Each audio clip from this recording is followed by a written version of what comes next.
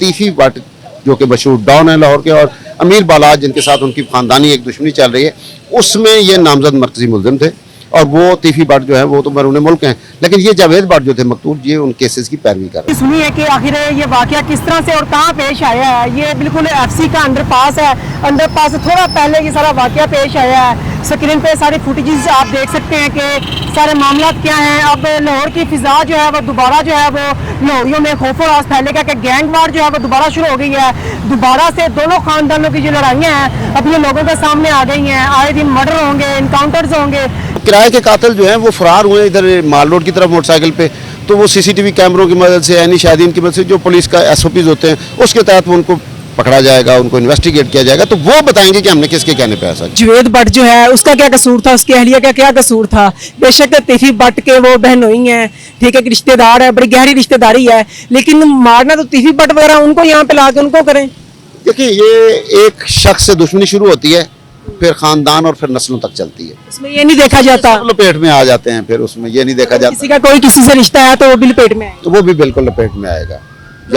या तो उनके साथ वो किनारा कशी इख्तियार कर ले और अल्लाह ऐलान कह दे कि जी मेरा उनके साथ कोई ताल्लुक नहीं है। जब आपने एक दूसरे के घर आना जाना है, एक दूसरे से मिलना है, एक दूसरे को सपोर्ट करना है, तो मकतूल जावेद भट्ट जो थे ये तो तमाम केसेस की पैरवी कर रहे थे। अस्सलाम वालेकुम सर। वालेकुम सलाम जी। सर यहाँ पे क्या हुआ है आज? यहाँ पे मर्डर हुआ है, कौन किसका मर्डर हुआ है, कौन था वो शख्स? जी, ये कुछ देर पहले ये canal road FC college underpass के करीब मेन शाहरा के ऊपर कत्ल हुआ है। और यही पुलिस की तरफ से हमें बताया गया कि मोटरसाइकिल सवार दो लोग थे जिन्होंने एक गाड़ी पर फायरिंग की। उसमें एक शख्स हलाक और उसकी बीवी जख्मी हो गई, लेकिन बीवी की हालत जो है वो अस्पताल से हमें मालूम हुआ है कि उसकी हालत स्टेबल है, उसको टांगों में गोली लगी थी लेकिन वो ठीक है। लेकिन जावेद भट्ट मौके पर जो है वो हलाक हो गए। तो जावेद भट्ट जो है ये तीफी भट्ट जो कि मशहूर डॉन है लाहौर के, और अमीर बालाज जिनके साथ उनकी खानदानी एक दुश्मनी चल रही है, उसमें ये नामजद मरकजी मुलजिम थे। और वो तीफी भट्ट जो है वो तो बैरून मुल्क हैं, लेकिन ये जावेद भट्ट जो थे मकतूल, ये उन केसेस की पैरवी कर रहे थे। क्या आप समझते हैं कि कौन लोग होंगे जिन्होंने मारे होंगे, जिन्होंने ये सब किया है, और वो किसके भेजे हुए लोग हो सकते हैं? आपका क्या राय है, आपकी राय क्या है? नहीं, अभी देखें, कहना कबल अज़ वक्त होगा, क्योंकि ये मारा तो है किराए के कातिलों ने, खुद तो कोई दुश्मनदार आता नहीं है।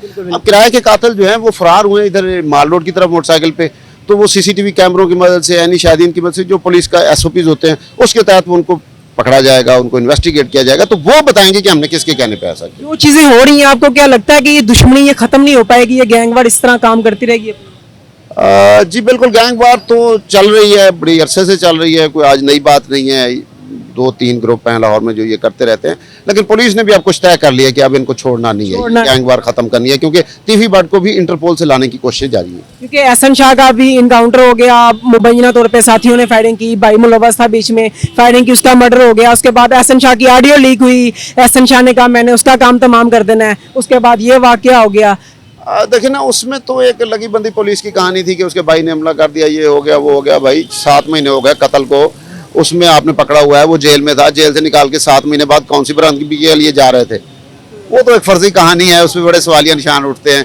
तो वो पुलिस भी कोशिश कर रही है कि इनको खत्म किया जाए, और ये खुद भी एक दूसरे को कोशिश कर रहे हैं कि खत्म किया जाए। तो ये अब कहाँ तक चलता है, उम्मीद है कि जल्दी खत्म हो जाए। ये बताएं कि भाई का कसूर क्या था, जावेद भट्ट जो है उसका क्या कसूर था, उसकी अहलिया का क्या कसूर था? बेशक तीफी भट्ट के वो बहनोई हैं, ठीक है, रिश्तेदार है, बड़ी गहरी रिश्तेदारी है, लेकिन मारना तो तीफी भट्ट वगैरह उनको यहाँ पे ला के उनको करें। देखिए, ये एक शख्स से दुश्मनी शुरू होती है, फिर खानदान और फिर नस्लों तक चलती है। उसमें ये नहीं देखा जाता, सब लपेट में आ जाते हैं, फिर उसमें ये नहीं देखा जाता किसी का कोई किसी से रिश्ता है तो वो भी लपेट में आए। तो वो भी बिल्कुल लपेट में आएगा। या तो उनके साथ वो किनारा कशी इख्तियार कर ले और अल्लाह ऐलान कह दे कि जी मेरा उनके साथ कोई ताल्लुक नहीं है। जब आपने एक दूसरे के घर आना जाना है, एक दूसरे से मिलना है, एक दूसरे को सपोर्ट करना है, तो मकतूल जावेद भट्ट जो थे ये तो तमाम केसेस की पैरवी कर रहे थे। जब आप यहाँ पे आए आपने क्या देखा यहाँ पे आज? जी, मैं यहाँ पे जब पहुँचा हूँ तो उस वक्त वो मकतूल जावेद भट्ट जो है उनकी लाश जो है वो गाड़ी में पड़ी थी, उनकी मिसेज को ले जाया जा रहा था हॉस्पिटल, क्योंकि वो जख्मी थी, और पुलिस जो है वो फौरी तौर पर पहुँच चुकी थी, और वो शवाहिद इकट्ठे कर रहे थे पुलिस वाले कि ये कैसे मर्डर हुआ, कैसे क्या सूरत हाल थी, उस वक्त ट्रैफिक कैसे ब्लॉक हुई, कि वो काफ़ी देर से रैकी कर रहे थे। फिर यहाँ पहुँचे तो ट्रैफिक ब्लॉक होते ही उन्होंने फायरिंग कर दी। अच्छा, जब ट्रैफिक ब्लॉक हुई तब फायरिंग की गई? जी, गाड़ी जब रुकी है ना तो तब उन्होंने फायरिंग की है, चलती गाड़ी में फायरिंग नहीं की। जी। अच्छा, दूसरी बात मुझे बताएं कि आपकी राय के मुताबिक, और जो पुलिस ने यहाँ पे अभी बताया है, जो इनिशियल अपडेट्स आई हैं, कितनी गोलियां लगी हैं, किस तरह से मतलब सारा मामला होगा? देखिए, मैं एक तो आपको ये भी अर्ज कर दूं कि आम शहरी का या आप लोगों का या मेरा इससे कोई कंसर्न नहीं है। कितनी भाई बंदा था मर गया, अब उसे गोलियां 4 लगी हैं, 5 लगी हैं। मैंने आपको बताया कि उसकी मिसेज को टांगों में गोलियां लगी थी, वो स्टेबल हो गई।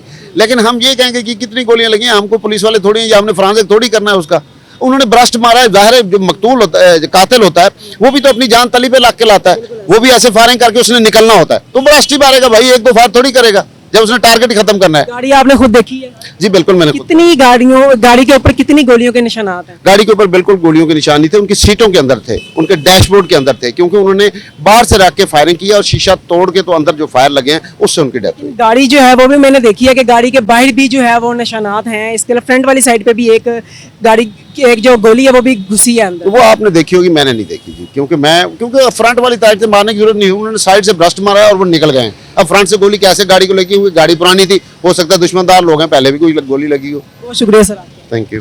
नाज़रीन, आपने तमाम तरफ अपडेट्स जो है इनकी ज़बानी सुनी है कि आखिर ये वाक़या किस तरह से पेश आया। जुवेद भट्ट जिनकी अहलिया और जुवेद भट्ट प्राडो गाड़ी पे जी यहाँ से गुजर रहे थे, ये माल रोड से, गेट रोड से पहले ये एफसी का अंडरपास है, एफसी के अंडरपास से पहले थोड़ा ये सारा वाकया पेश आया है। जैसे ही ट्रैफिक जैम हुई तो जो मुलजिम थे, 2 बाइक सवार थे, वो मोटरसाइकिल पे मौजूद थे, उन्होंने जो है वो फायरिंग की। फायरिंग के नतीजे में जुवेद भट्ट जो है मौके पे जाम बक हो गया।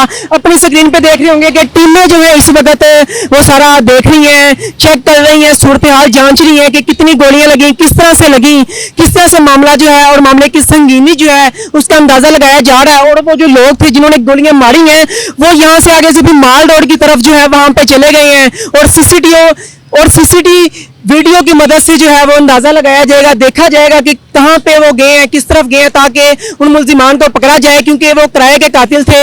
और कौन लोग और ये तिफी भट्ट का बहनोई था जिसके साथ ये वाकया पेश आया, और उनकी जो अहलिया है जुवेद भट्ट की, वो इस वक्त हॉस्पिटल में मौजूद है। उनकी टांगों में जो है वो 2 फायर लगे हैं, और जबकि जुवेद भट्ट जो हैं उनको जनरल हॉस्पिटल जो है वहाँ पे पहुंचा दिया गया है, और कुछ अपडेट के मुताबिक जिन्ना हॉस्पिटल जो है वहाँ पे मुंतकिल कर दिया गया है। इस केस के हवाले से जैसे नई अपडेट्स आती हैं आपके साथ लाजमी शेयर करेंगे, क्योंकि ये गैंगवार और ये खानदानी दुश्मनी, तिफी भट्ट तो बाहर चले गए हैं, लेकिन उनकी फैमिली वाले तो यहाँ पे हैं। अब उनकी फैमिली वालों को, उनकी फैमिली के लोगों को टारगेट किया जा रहा है ताकि पता चल सके, ताकि उनसे बदला लिया जा सके। आखिर ये गैंगवार जो है वो कब तक जारी रहेगी, और कब तक इस तरह बेसहारा जिनका कोई कसूर नहीं है वो रिश्तेदार भी जो हैं वो रिश्तेदार भी जो हैं वो कत्ल होते रहेंगे। आपको तमाम तरह जो है वो अपडेट करेंगे। इसी के साथ इजाजत दीजिए, अल्लाह निगहबान।